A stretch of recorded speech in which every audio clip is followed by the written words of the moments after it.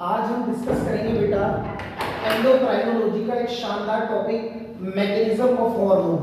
और ये तुम्हारे 10 नंबर में आता है और 5 नंबर में भी क्वेश्चन आता है। तो इसकी जितनी भी डिटेल है वो मैं आपके सामने यहाँ पर जो है वो डिस्कस करूंगा।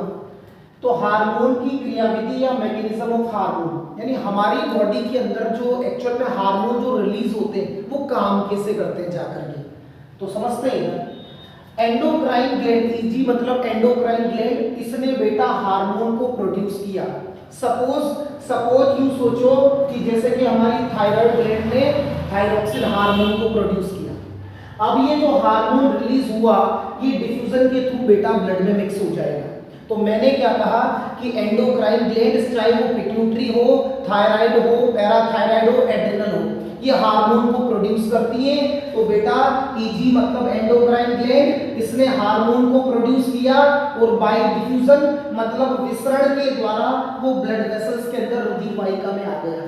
क्योंकि मैं आपको पिछले लेक्चर में ये डिस्कस कर चुका हूं कि एंडोक्राइन ग्लैंड डक्टलेस होती है, इनमें नलिका नहीं होती, तो ये विसरण के द्वारा ब्लड में मिल जाएगा।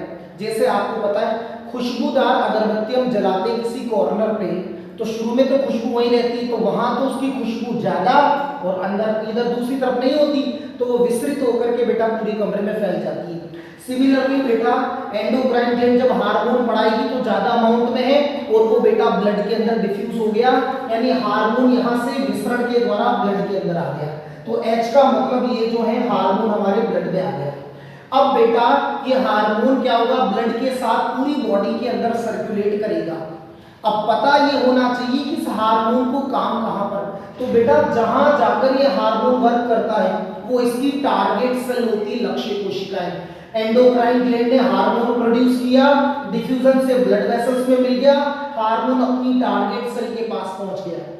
अब एक्चुअल में क्या होता है बेटा, जहां जैसे मान लो कि पीयूष ग्रंथि ने हार्मोन रिलीज किया, ब्लड से घूम रहा है, उसका बॉडी में कोई ना कोई रिसेप्टर होता है, इस हार्मोन को जोड़ने वाला ग्राही होता है।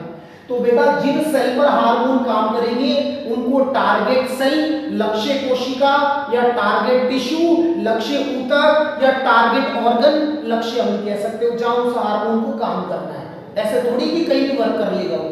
अब बेटा सपोज कि ये हार्मोन यहां से टारगेट सेल के पास पहुंच गया, ये हार्मोन जो है दैट इज अपनी, यहां मैंने H लिख दिया, H का मतलब हार्मोन है बेटा, ठीक है ना, लिख देता हूं, उसको लेबल कर देता हूं हार्मोन। अब ये हार्मोन सपोज किसी टारगेट सेल के पास पहुंच गया, ये लो साहब H का मतलब हार्मोन टारगेट सेल के पास, वहां पर इसके ये देखो मैंने रेड कलर से भी बना रखा है और ग्रीन से भी बना रखा है, रिसेप्टर बना रखे हैं ग्राही। अब ये हार्मोन इससे भी जुड़ सकता है और इससे भी जुड़ सकता है। इधर से जो हार्मोन आया अगर वो प्रोटीन नेचर का होता है, वो प्रोटीन का बना है, तो इसका जो रिसेप्टर होगा वो सेल मेम्ब्रेन में होगा, मतलब ये यहां आकर जुड़ेगा। अगर हार्मोन प्रोटीन नेचर का है, हार्मोन जब इस रिसेप्टर के साथ जुड़ेगा तो हार्मोन रिसेप्टर कॉम्प्लेक्स का निर्माण हो जाएगा।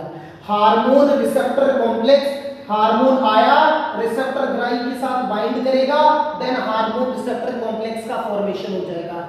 कब, जब हार्मोन जो आया है वो प्रोटीन नेचर का होगा। लेकिन अगर किसी ग्रंथि ने हार्मोन छोड़ा और वो वसीय प्रकृति का है तो फिर इसका रिसेप्टर साइटोप्लाज्म के अंदर होता है, मतलब फिर ये यहां न जुड़ करके इससे बाइंड करेगा। इसमें 90% बच्चा गलती करता है बेटा। हार्मोन अगर प्रोटीन प्रकृति का होगा उसका रिसेप्टर ये देखो, ये इसकी टारगेट सेल की सेल मेम्ब्रेन, तो यहां पर मौजूद है सेल मेम्ब्रेन के अंदर। और अगर बेटा ये हार्मोन वसीय प्रकृति का है तो वो सीधा अंदर जाएगा और इसका रिसेप्टर जो ग्राही होगा वो साइटोप्लाज्म के अंदर है। अगर वो यहां होगा तो यहां जुड़ करके कॉम्प्लेक्स बन जाएगा। अब इसके बाद क्या होगा बेटा, अगर मान लो कि ये है तो इसके बाद में यहां पर एक एंजाइम एक्टिवेट होगा, एडिनाइल साइक्लेज। कब, जब ये कॉम्प्लेक्स बनेगा, जब ये कॉम्प्लेक्स बनेगा तो एडिनाइल साइक्लेज एंजाइम इस कोशिका झिल्ली के अंदर एक्टिवेट होगा और वो एटीपी को तोड़ेगा और एटीपी टूटेगी तो CAMP cyclic adenosine monophosphate cAMP बनेगा और केम्प आगे सूचना ले जाकर इसके अंदर न्यूक्लियस में ले जाएगा।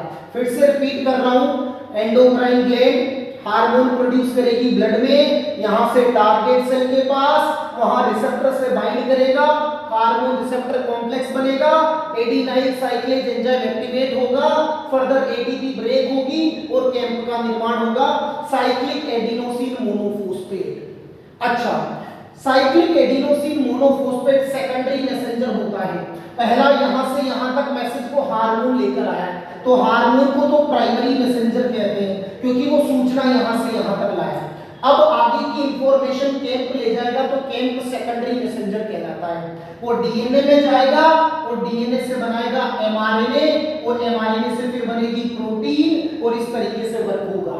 अरे ये सुन लो, तो फिर से सुन लो, एंडोक्राइन ग्लैंड हार्मोन प्रोड्यूस करेगी, टारगेट सेल के पास जाएगा, जाकर के कॉम्प्लेक्स बनेगा हार्मोन रिसेप्टर, एडिनाइल साइक्लेज कोशिका झिल्ली में सक्रिय होगा, सक्रिय होते एटीपी ब्रेक होगी, कैंप का निर्माण होगा। कैंप सेकेंडरी मैसेंजर होता है जो फिर न्यूक्लियस में जाएगा, न्यूक्लियस में डीएनए होता है, डीएनए से एमआरएनए और एमआरएनए से प्रोटीन और ये प्रोटीन फिर विभिन्न प्रकार की अनुक्रियाएं करती है। अच्छा, यहाँ तो सेकंड मैसेंजर की जरूरत पड़ी, लेकिन ऐसा भी हो सकता है कि वसीय प्रकृति का हार्मोन बिना सेकंड मैसेंजर के डायरेक्ट यहाँ जाएगा, यहाँ जाकर इससे जुड़ेगा, जुड़ते हार्मोन रिसेप्टर कॉम्प्लेक्स बनेगा, वो भी न्यूक्लियस में एंटर करेगा, न्यूक्लियस कोर होते ना, और वहां फिर एमआरएनए से फिर से प्रोटीन बनेगी और अनुक्रियाएं होंगी। तो कैसे एक हार्मोन एंडोक्राइन ग्लैंड से लेकर टारगेट सेल पर काम कर रहा है, ये बेटा हार्मोन की क्रियाविधि या मैकेनिज्म कहलाती है। इस वीडियो को एक या दो बार देखना, बहुत ज्यादा बेनिफिशियल वीडियो है, अच्छे से समझ आएगा। ठीक है बेटा, thanks a lot for watching.